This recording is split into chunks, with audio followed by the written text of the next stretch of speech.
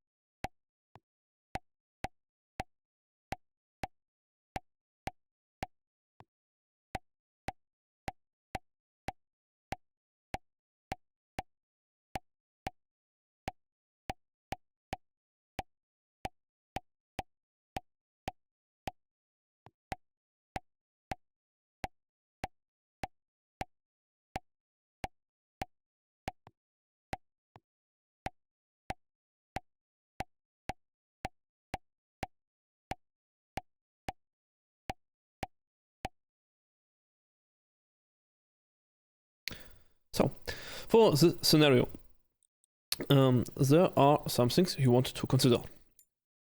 Let's first open this scenario in free run, and let's break it down to the own scenarios. So, for the scenarios, what you do is you make a big flick with your arm. Then from this, you realize where's the cursor, where's the target you want to go for. It's on the bottom left. And now I make a small, precise micro correction. I will take now for regrouping my mouse. Now I will make a small and precise micro correction onto the target. I stop on the target. I confirm I am on target. And now I click and repeat. Okay. Big flick, click position, micro correction, confirm, click, and next big flick. Now, each step needs to be trained individually. So first, the big flick is just with your arm. Just a big flick with your arm. For this big flick, it's important that this big flick is kind of in a straight line. So for this, I recommend to actually play clicking scenario with bigger targets. So you can go to filter and difficulty easy, type clicking. And now you need to find something where your targets are static. But you want to have more than one target. For example, extended wall might work. One wall, 2 targets, micro, but this is too big. Micro again, we do not want. Basically, a tile frenzy should be a good one. If you could kind of write it, of course. Tile frenzy. We can just play the default one, basically. I hope this is a default version.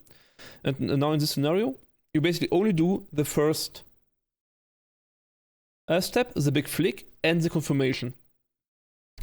When the scenario loads, please load.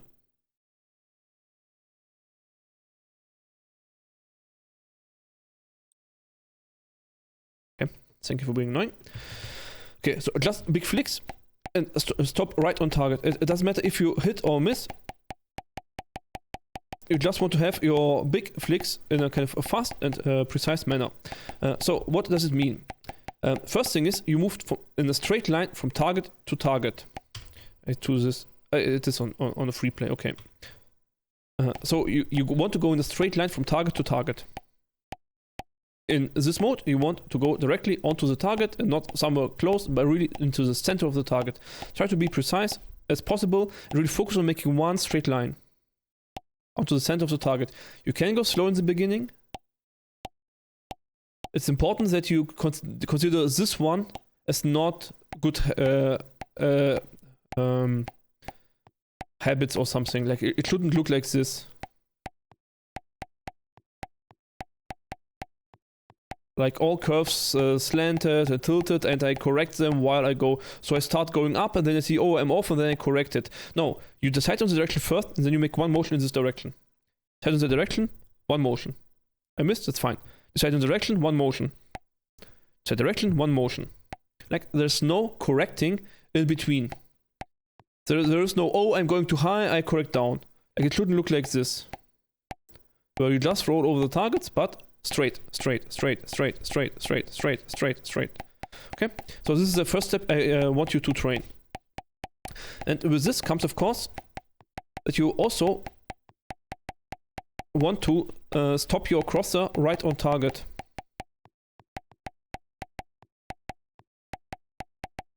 What I mean with that is that you kind of do not just go over it and click at the correct time and go into the next one. So if I go from here to here, I should not do it to one, like one continuous line, but I should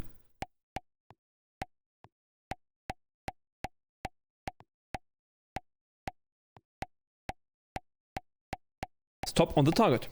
Okay? Additionally, here kind of skipping the process because there's such big targets, but ideally you want to confirm that you are on target before you click. So you make a flick. Where are you? Just look with your eyes. Where are you? But the thing is, this is kind of easier trained in the next scenario. That's why it's kind of can be skipped here a little bit. So you only make the big flicks in a straight line and you want to stop. I would focus on these two aspects first. Then, if you have managed to play this to some decent level, and as I said, you can do it in many different scenarios, like Tile Frenzy, or just any Jumbo version, basically. Like a Jumbo Sphere Frenzy would also work. Like, just something with big targets. And basically, the size of the target should be so big that you can basically land in it most of the time if you do a straight line. So you don't want to challenge your precision here, you want to challenge your flick speed and your habit of moving in a straight line without correcting it in between.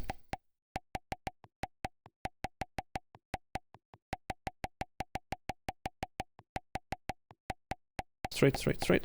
Do it a little bit slower. So you can basically see better what happens in between.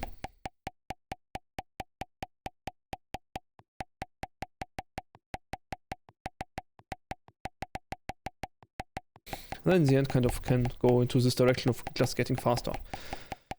The next step is that you go and train the second part, which is, you remember after the big flick, you check where's your crosser, where's the target, and you make a small, controlled micro correction onto the target. This is the next step. For this, you want a scenario where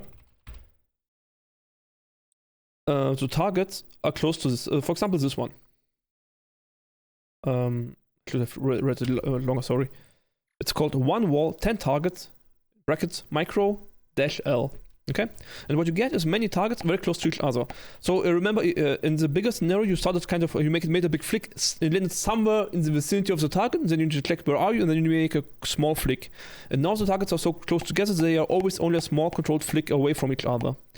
And the movement itself is kind of close to the previous one, that you want to make one straight line, stop on the target, confirm if you're on target, and then click. Now it is important that you confirm if you are on target before you click. So you basically should have accuracy close to 100%. So you confirm, are you on target? Yes, then you go next. You don't click and check if it's dead and then go next. So if you miss, you don't correct and click it. You don't have time for it. You should already be going to the next one. You don't stand here and then go, oh, I missed, correct, and then go next. This is too long. No. You click and go next, click, go next. Every time, even if you miss, you go next. And you really want to get to the habit of confirming if you are on target before you click for this one.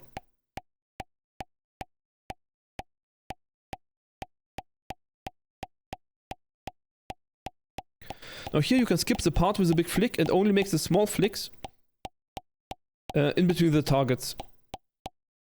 And by the way, don't get nervous if your confirmation, if you're on target, is not slow. It is okay if you take your time confirming it. Like if you have targets like this and you go bam bam bam bam bam, it's kind of cheating. You will get a higher score, but you're not training the skill you want to train. It's also a useful skill, of course, but not for the one wall for targets what you actually want to train out. For this, you want to really check every time before you click if you're on target or not. What's my accuracy actually? I don't even know. 93%, which is far too low. So for this type, you want to have close to 100. Because you're confirming if you're on target every time before you click. So you basically do micro correction until you are on target, then you stop there and click.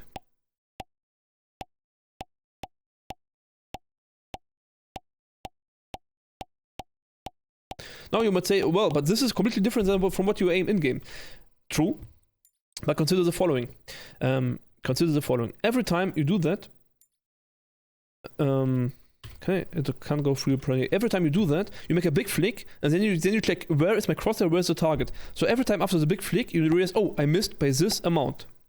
So what you actually do is, you make a big flick, and instead of just saying, oh, I missed, you basically make the correcting motion of where you should have been instead. So the important thing is that you really notice, oh, I should have been on target, but instead I landed here. I should have been on target, I landed here. I should be on target, but I'm too far top left, okay? And you really try to hit the target with your initial big flick. So you really want to stop on the target with your big flick. But the target is small and you are very fast, so you will likely not be able to do it. But that is fine, that is part of the training, right? And so every time you do it, you get a little bit better with the initial big flick. And the initial big flick is actually what you will use later in game. If you peek the door on the left and the target appears on the right, you make a flick. Like, you do not make it slow and smooth. You do not check, are you on target? You do not do all the six. You make one big flick and you click. Because the problem is, if you now go to the previous scenario, like the Jumbo sphere stuff, and you say, okay, this is now closer to what I do in game. I do a big flick, and then I just click without confirming, right? I just make flicks and I do not confirm anything. The thing is, if you missed, you do not know when, where, you barely notice that you actually missed. And that's the problem with this type of scenario. Like, you do not get the input that, oh, I missed, because you are already 3 targets further because it's so fast, basically.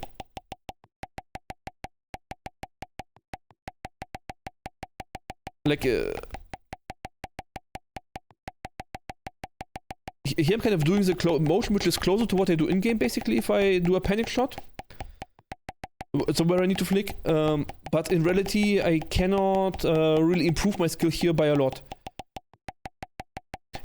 Basically, what you see here, the current speed and precision which I currently have, is a result of my previous training on the one wall for target scenario, or similar scenarios, I have to say.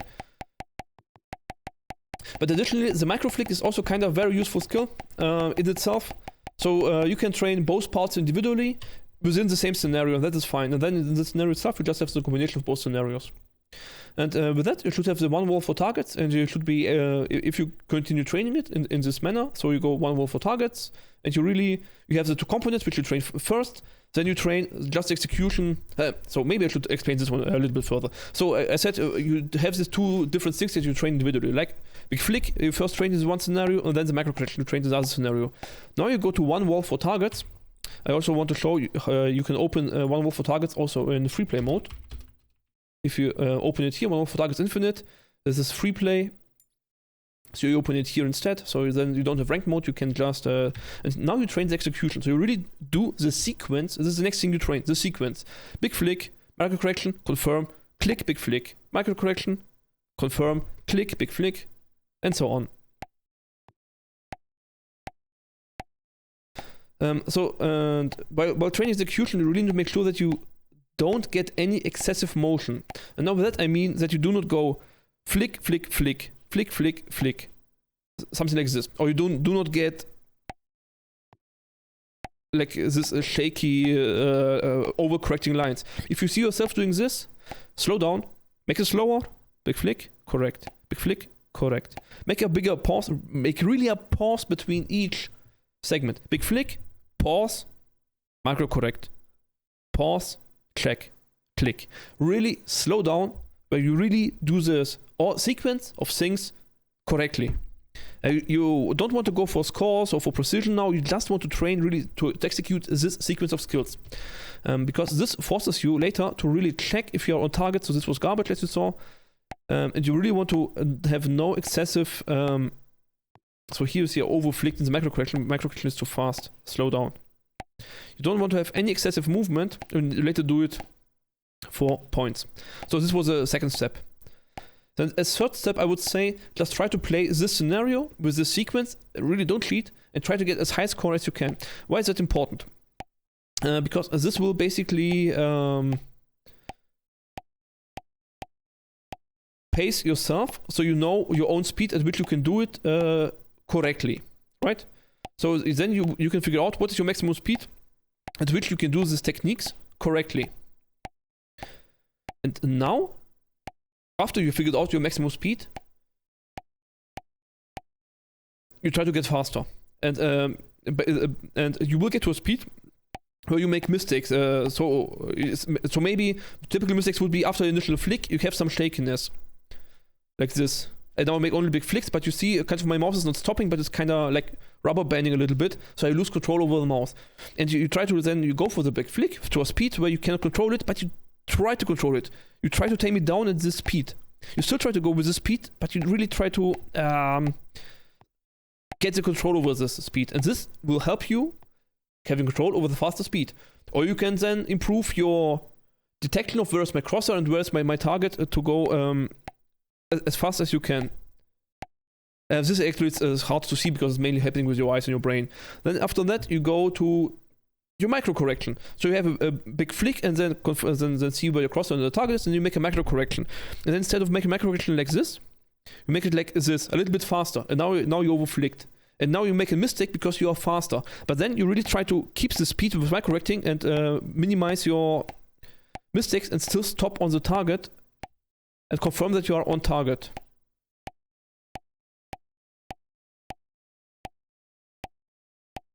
So each step can be then improved on individually while still doing the complete process. This is, I would say, the next step. You take each part and you do it a little bit faster than you actually can keep up with your correct technique. And you want to raise your technique to the level of the speed. And if this increases your speed, this increases your technique level. And with that, you should make weekly improvements, and you should see, improvements. Now, one tip I want to give you, if you are stagnating, so after doing it 2, 3, 4 weeks, like if you're really new to this game, you might reach any level. I don't even know. I don't see all levels, I think. Like maybe you're silver, maybe you're bronze, maybe you're gold 1. Somewhere you will plateau, right? Maybe you will plateau at plus 3 and then you should go to the intermediate version, right? Maybe. I do not know. I have nowhere clicked. So maybe you should go to the intermediate version then. That's okay. It still applies. The same still applies. The same still applies on advanced, where you load the same target and you say, okay, I go now faster than my technique allows me to, and I still try to get the highest score possible. Right?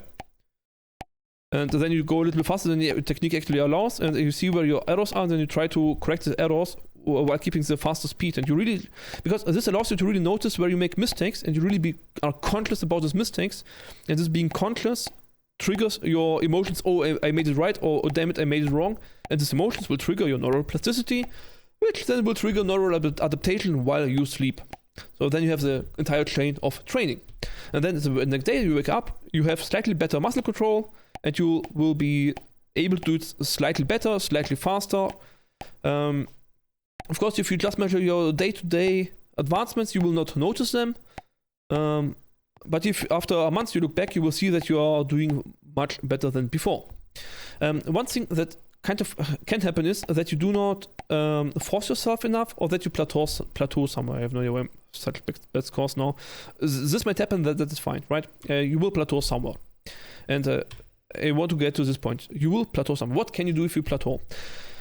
Well, one thing is, if you want to improve speed on these targets, you can do one thing.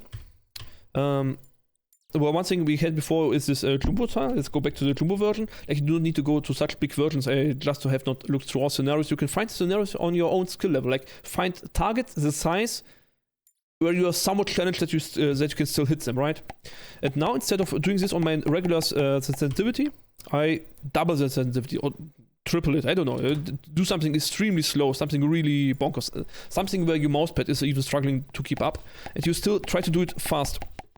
Like, it's now ridiculously easy to hit them, but it's ultra hard to actually keep up with the speed, because of course now your entire arm needs to move at this speed, and this will actually, well, improve the speed of your muscles. So just by slowing down the sensitivity, you can change the scenario and train specifically for speed.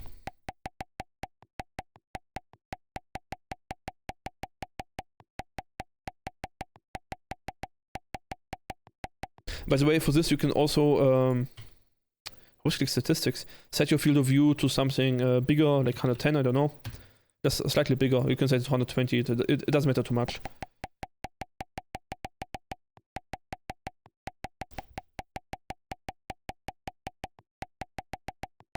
So like this. Just some basic speed training for this scenario. Alternatively, you can do the exact opposite. So my sensitivity was 44 for this scenario, which I would recommend for your click timing benchmarks. For the static click timing benchmarks, I would recommend 45 centimeters. Instead, you can go something slow, like half of it, 22.5, and you can just go 25. It doesn't need to be precise. And go a slow fourth field of view, like 80. So what happens here? And then also don't forget to change the scenario to this micro flick scenario. So we had 1 wall 10 targets, for example. We can also go do the 2 target version. It really does 5 target version. It really doesn't matter. Just any small close range target scenario is fine. And now you're sensitivity so fast that you really see your mistakes macro correction. And really try to go precise flicks from point to point. Like you need 1 or 2 minutes to get used to the sensitivity before you really stop on point. And it's fine. And with a bigger field of view, you see your errors bigger.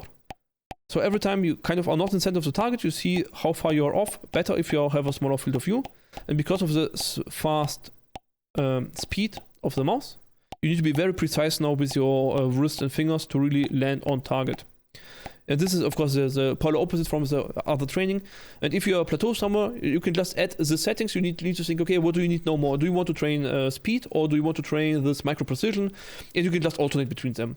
1 day normal, 1 day speed, 1 day precision. And you can also use the original scenario for that. So you can do the same thing just on the 1 wall for targets. You don't need to change scenarios, like this is now speed. So now I focus on the micro correction. And because of the speed, the macro correction itself is actually harder now. And because it's harder, I will see bigger improvements. Alternatively, you can also just use a sensitivity randomizer. This will give you roughly the same effect.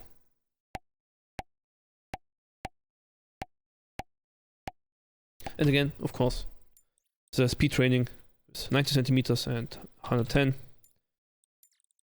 would look more like this.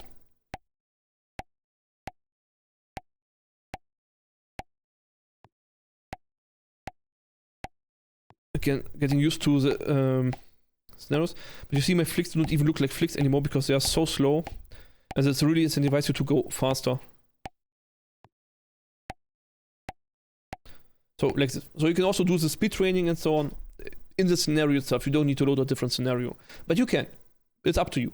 It's like you do not improve on the scenario, but by grinding specifically the scenario using the exact same settings that you do in game, you improve your mouse control. Your mouse control will get better, and if you have better mouse control, the task will get easier for you. Okay, that's what you're doing. Okay, so don't be afraid to change the settings. Okay, so with that said, I hope you enjoyed the video. Thank you very much for watching, and see you next time. Bye bye.